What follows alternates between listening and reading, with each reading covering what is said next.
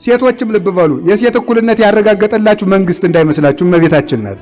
ማምላክን እሷ ናት ቀድሞ ወንዶች ይመኩባችሁ ነበር። እናንተ ክፎች ዲያብሎስን አዳምጣችሁ ያጠፋችሁን ስትሉ ገብርኤልን ሰምታ ያዳነቻችሁ እኮ ሴት ናት ብላችሁ እንድትመኩ ያረጋጋቻችሁ እኮ እመቤታችን። በሴት የመጣውን ዕዳ በሴት አራቀው እግዚአብሔር። ተመልከቱ፣ ሌላ መሳሪያ አልፈለገለትም። በሴት ቢመጣ በሴት አራቀው። በመላክ የመጣውን ስህተት መላኩን ላከና አጓዶ እኮ ነው። ለዚያው እኔ አምላክ ነኝ እኔ እግዚአብሔር ነኝ እናት ትሆኛለሽ አላለም። አጓዶ ለምኖ መልእክተኛ ልኮ እግዚአብሔር እናት ሁኚኝ ብሎሻል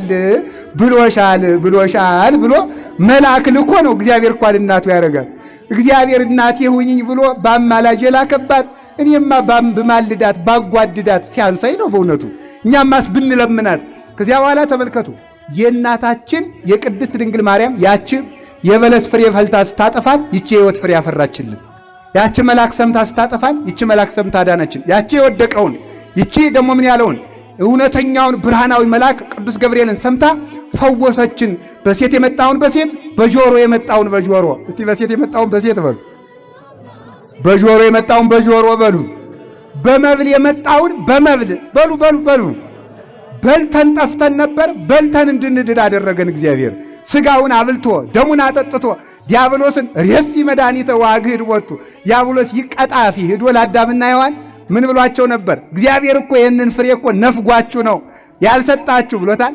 አንተ ሊየባ እንኳን በለስ ልነፍጋቸው እስቲ ስጋዬን ሳበላቸው ተመልከት፣ እስኪ ደሜን ሳጠጣቸው ልግስናዬን ዋግድ ወጡ። የዲያብሎስን ውሸቱን ሰው ሁኜ ገልጥበታለሁ አለ።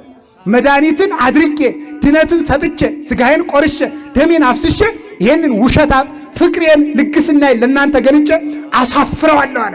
ቅዱስ ቄርሎስ ምን ይላል? መንግሥተ ሰማያትን እንኳን ገብቶ ለመኖር ለአንድ ሰዓት ትክ ብሎ ለማየት እንኳን ዓለም ከተፈጠረ ጀምሮ እስከሚጠፋ ያለ ፍጥረት ካሳ ሆኖ ቢቀርብ አይበቃም ነበረ ለዋጋ ይላል። ግን አለ ሰይጣን እግዚአብሔር ሰይጣንን ያሳፍረው ዘንድ ይችን ሀገር በቀዝቃዛ ውሃ ሰጠን አለ። ተመልከቱ፣ ፍጥረት በሙሉ ቢከፈል ዋጋ የማይመጥናትን ሀገር እግዚአብሔር በቸርነቱ በቀዝቃዛ ውሃ ሰጠን። ይህን ቸርነቱን ያደረገ እግዚአብሔር ይመስገን። ብፁዕ አቡነ ኤልሳ በረከታቸው ይድረሰንና አንድ ጊዜ ምን ሲሉ ሰማቸው? እንዲሁ እግዚአብሔር እኮ አሉ ለፍጥረት ሁሉን ሰጥቶ ለራሱ ያስቀረ ቸርነቱን ብቻ ነው አሉ።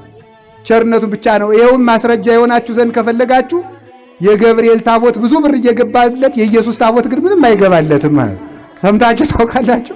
ቸርነቱን ልብ በሉማ። ፍጥረቱን እያከበረው እሱ ተውት፣ ቸር ነው፣ ለጋስ ነው። እውነታቸውን እኮ ነው ማለት ነው። ራሱን ሰጥቶ ያዳነ እንደሱ ያለ ማን ይመስለከ? ምና ማልክት እግዚኦ እንኳንስ ከአማልክት ዘበሐሰት ከውሸተኞቹ ከጣዖታት ይቅርና አማልክት ዘበጸጋ ከሚባሉ ከመላእክት ከነቢያት ከሐዋርያት አንተን የሚመስልህ ማን ነው? ብሉኝ ጠጡኝ ብሎ የሚሰጥ እንዳንተ ደሙን አጠጥቶ ስጋውን አብልቶ ራሱን አለብሶ የሚያሳድግ ማን ነው? ማንም። ተመልከቱ፣ ከቃሉ ጋር ናችሁ።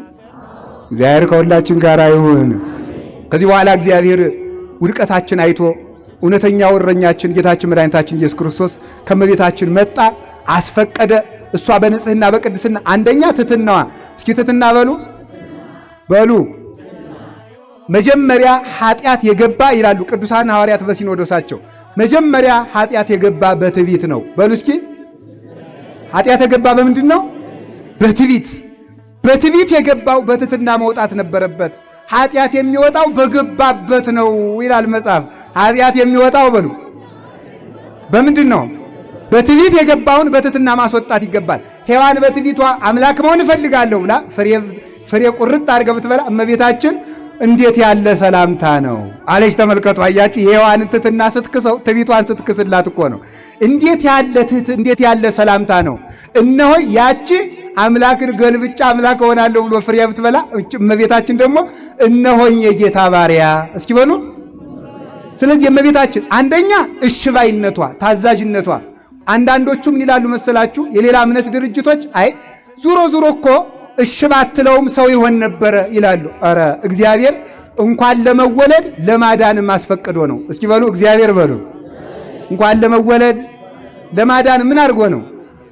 በግድማ ከሆነ እንግዲህ ሙላውን በዓለም ቤተክርስቲያን የሚያቃጥለው ሁሉ ቅንጥቅንጡን እያለ ክርስቲያን ያደረገው አያደርግ። ቸር ነው አስፈቅዶ ነው። መጻጉዕንም መዳን ትፈልጋለህ ብሎ ነው ያዳነው። ሳያስፈቅድ ምን በወጣት ነው በግዷ ትወልጅኛለሽ የሚላል አይላትም፣ አስፈቅዶ ነው። ስለዚህ መልካም ፈቃዷን በመሰዋት በትህትና ድንግልናዋን በመጠበቅ እግዚአብሔር ጠብቆ የሰጣትን ንጹሕ አካል ከምልዓተ ኃጢአት በመጠበቅ ከመርገም ማንጠበቃት እግዚአብሔር የሔዋን መርገም እንዳይኖርባት፣ ከምልዓተ ኃጢአት ማንጠበቃት ራሷ በእግዚአብሔር ቸርነት የድርሻዋን ተወጥታለች። አንዳንድ ጊዜ ልብ በሉ የእመቤታችን